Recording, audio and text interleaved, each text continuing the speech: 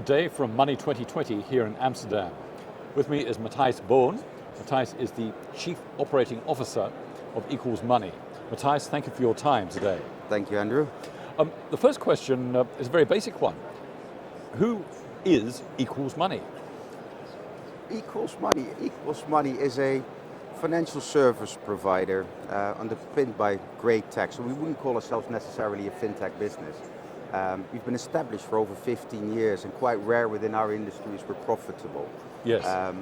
We're a UK-based business, AIM listed since 2014-15, consisting of 4 or 5 regulated entities, offering a various set of services to a wide client base in the UK and outside of the UK as well. So we're an issuer of cards.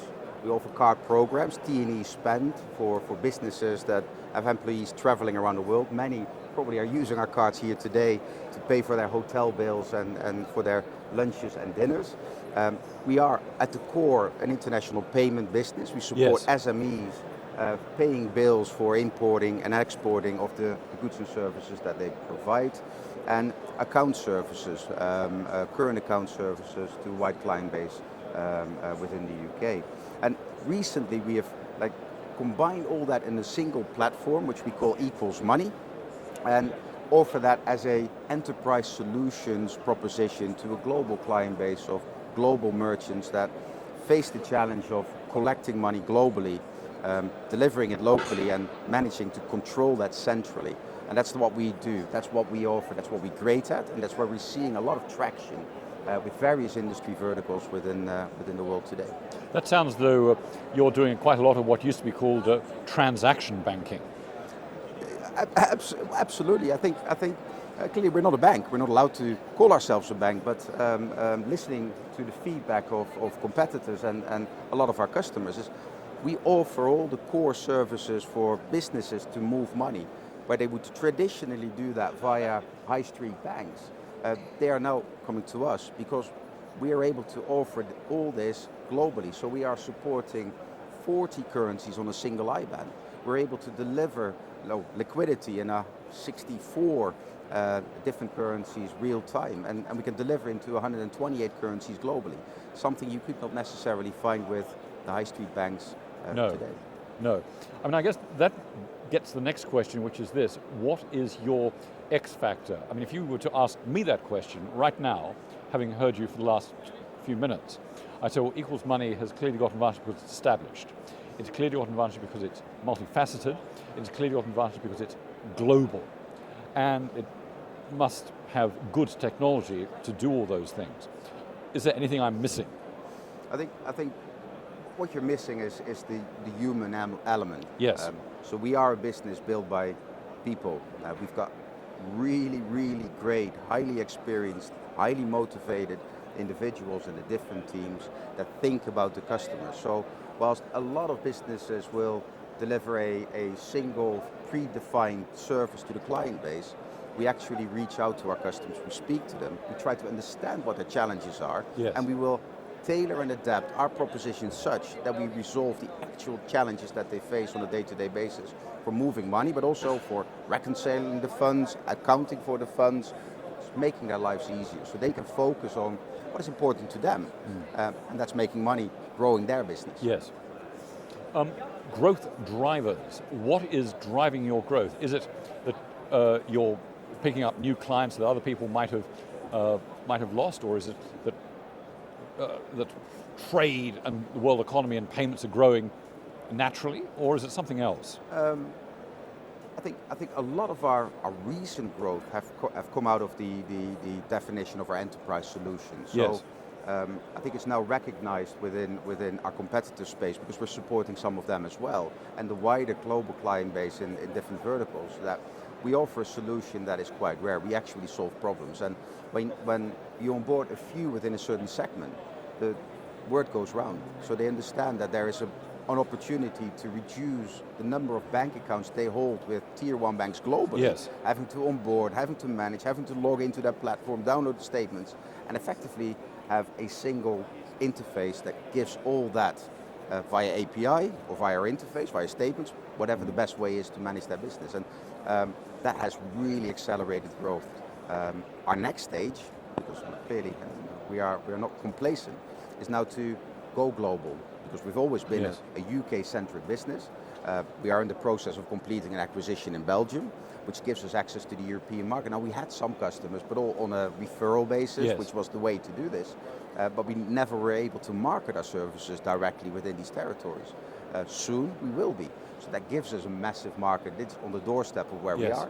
We've opened up the US market via partnership. So we're going to relaunch there towards the end of this year, effectively taking up our equals money solution and putting it into the US market. And we'll go further and beyond over the next 18, 24, 36 months. Yeah. Every year is the Money 2020, but every year is not quite the same as the previous year or the year ahead of it. If I think back 2 to 3 years ago, we were back in the COVID time and interest rates were pretty much zero in the developed world. We're now out of COVID and interest rates are well above zero. In fact, they're the highest they've been for over a decade. Has this had an impact on your business? Yes. So clearly, as an API EMI, you're not allowed to hold money indefinitely. So we would never encourage our client Sure. base to hold money with us and effectively generate interest income on the back of what we do. But clearly, we are now able to collect some interest via the client safeguarded accounts that we have. What people tend to forget is that although we see the benefit today, only a year ago we were paying interest Yes. on these balances, euros and some other currencies as well. So the tide has turned a bit. We're seeing the benefit. Yes. Clearly, some of that will translate into some revenue opportunity, and clearly we'll see the benefit of that for a period of time. The idea I had is that you make payments easier and cheaper for your clients, and you make a lot of other things cheaper and easier for your clients. If money costs something, which it does now and didn't back then in the COVID's time, then your value proposition, I would have thought, is more important and more beneficial. It's about the speed of movement. Yes. So historically, or still today, money gets stuck. And if you make a payment or you move money from one currency to the other or from one business to another, it goes up in the air and it goes through the lovely SWIFT network, and it can take quite a considerable amount of time if you have it. So just-in-time delivery becomes more and more important, and this is what we're working on as a business. We are trying to get access to the local payment scheme, so we're a direct member of the real-time gross settlement scheme here in England, so instant access, instant transfers over the accounts here. We are a indirect member of SEPA, so also speed is of the essence, and we're working with one of our banking partners that has a World Link product to deliver locally in 70 countries instantly for full value. Well, where's the benefit? The benefit is that our customers can wait up to the point that a payment actually has to be made, so they don't have to send the money 2 days in advance, making sure that they meet their payment cutoff time for the goods or the services to be released. They can do it on the day, so they can retain those the value in their accounts, their working capital for longer, and generate some interest income, or just have the cash sitting on account. What, for you, are the big themes that are being discussed at this particular conference? There are quite a few. I mean, first of all, this conference has been absolutely phenomenal. This is the second time I've been to the one in Amsterdam, and I mean, the quality of the exhibitors, the stands, the facilities, the talks, it's absolutely off the scale. I mean, this is the place. I agree, to be. it's a fantastic And conference. for me personally, I've been able to meet all of my banks and our key suppliers, and have new relationships, and for the teams in the same way. One of the key topics that I've been discussing with many, and of which we've hosted some fireside chats as well, is AI. I think AI is a really interesting development, clearly going rapidly at the moment, and the use of that and the benefit of that in our specific market, and where I see the core key benefit is in relation to financial crime, transaction monitoring, onboarding, risk and compliance, and this is something we are very actively working on with our providers that are all AI, machine learning enabled, to protect the UK consumers and businesses from any form of APP fraud, to protect us as an entity to not process any flow that we don't want to process. And I mean, we do all that, but we do all that using systems that are operated by people. And our brains cannot just see all these patterns. We can't adapt quickly enough to new typologies. And these systems, what they spit out in relation to what they feel needs to be reviewed is phenomenal. Exactly. And it's really, I mean, I don't think we're at a stage where we can rely on it. Let me be fair. I don't think the regulator wants us to rely on it, but it's an advice function. It can recommend, it can identify trends that then the experts can take on and review and take on from there. Brilliant. Are there any general topics or themes you think we should have discussed in this conversation, which has been wonderfully wide-ranging? We've gone quite far. I mean, I've said that this conference has been phenomenal, and for us having the ability to effectively show who we are. This is the biggest stand we've ever had. Was great.